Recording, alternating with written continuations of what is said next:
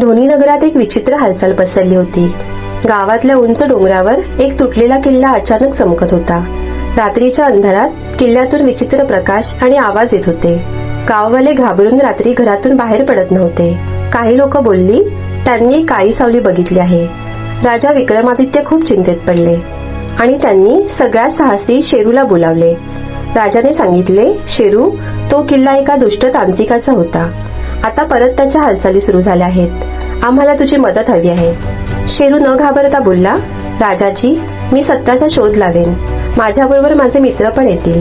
आम्ही सगळे मिळून धोनी नगराला वाचवू। शेरू बरोबर त्याचे मित्र चुटकी, गोलू, भोलू आणि जग्गू बंदर सगळे तयार झाले।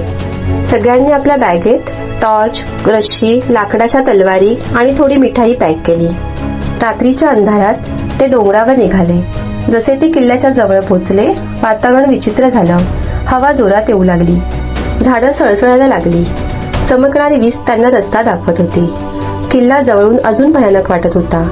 भिंतीवर जाळी जमा झाली होती। खिडक्या तुटल्या होत्या आणि दरवाजे आपोआप हलत होते। शेरूने दरवाजा हळूच उघडला। आत खूप अंधार होता। फक्त त्यांचा टॉर्चचाच उजेड होता।